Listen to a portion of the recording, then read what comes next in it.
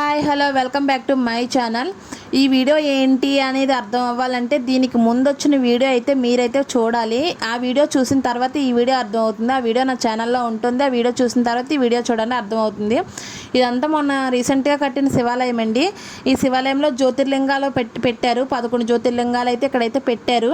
కానీ మొన్న రీసెంట్గా వచ్చిన వరదల వల్ల, వరదలు అంటే ఏలూరు రిజర్వ్ అది ఉంది కదా ఆ ప్రాజెక్టు గేట్లు కానీ ఏరైతే మాత్రం పొంగుకుంటూ పైకి అయితే వచ్చేసింది. ఈ జ్యోతిర్లింగాలు ఉన్నాయి కదా, ఈ జ్యోతిర్లింగాల వరకు అయితే వచ్చేసి ఒకటైతే మునిగిపోయింది.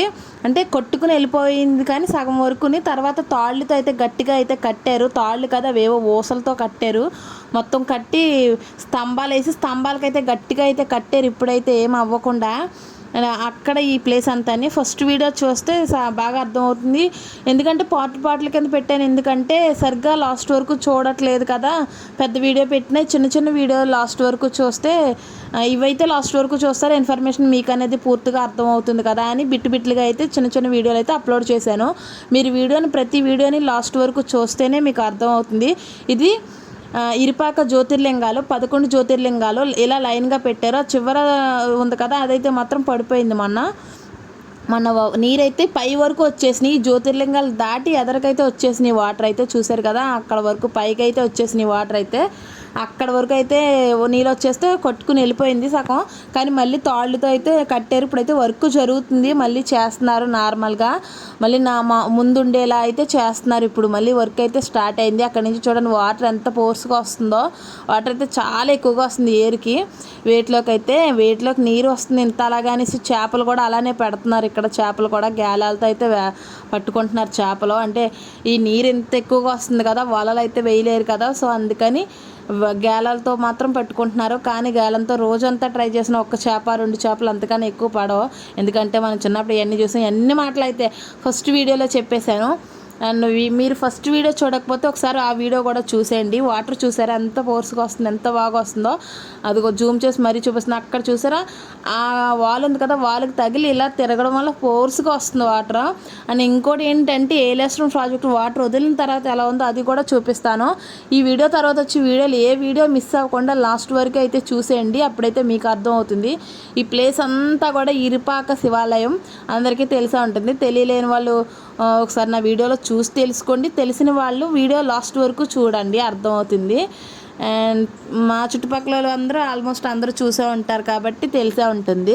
సో ఎక్కడి నుంచైనా దూరం నుంచి ఎవరైనా వీడియోస్ చూస్తుంటే మాత్రం ఒకసారి అయితే వీడియో అయితే లాస్ట్ వరకు చూసేయండి. దీని తర్వాత అప్పనపాలెం అక్కడైతే బ్రిడ్జ్ పడిపోయింది కదా, వెళ్ళేసడానికి దానికి రాకపోకలు ఆగిపోయినాయి కదా, ఆ వీడియో అప్లోడ్ చేస్తున్నాను. ఆ వీడియో కూడా చూడండి. అక్కడ ఏంటంటే ఆ గేలం అయితే ఎక్కడో ఇరుక్కుపోయిందంట.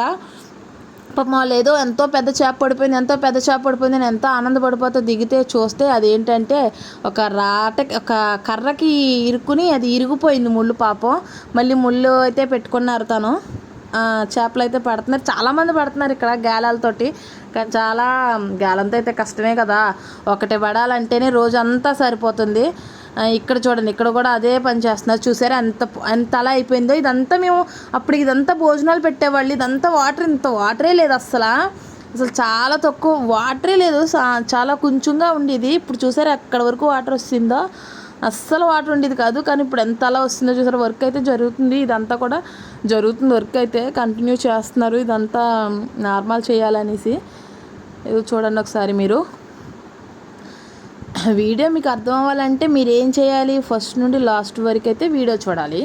అప్పుడే మీకు వీడియో అనేది లాస్ట్ వరకు అయితే అర్థమవుతుంది. అది కట్టారని చెప్పాను కదా ఇలా వైర్లతో అయితేనే. చూడండి ఒకసారి జ్యోతిర్లింగాలు 11 జ్యోతిర్లింగాలు, అదేమో శివాలయం. అదంతానే మేము వెళ్ళేసరికి క్లోజ్లో ఉంది శివాలయం, అందుకని లోనికైతే వెళ్ళలేదు. బయట నుంచి అయితే వీడియో తీశాను. ఇదిగో చూశారు కదా, ఇవన్నీ కట్టారు.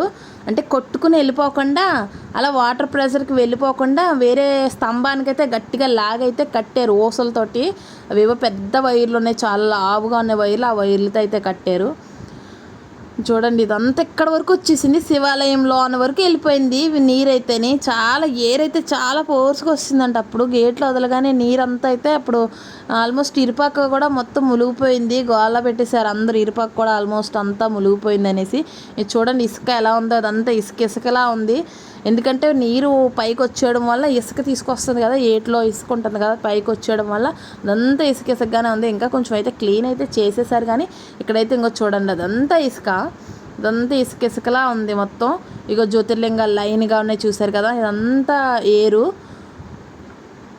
తెలుసు కదా, ఇదంతా ఏరు. చూడలేని వాళ్ళు ఉంటే చూసేయండి ఒకసారి. ఇదంతా అయితే ఏరు. చాలా మొత్తం అంతా అన్ని లింకులు ఉంటాయి, అన్ని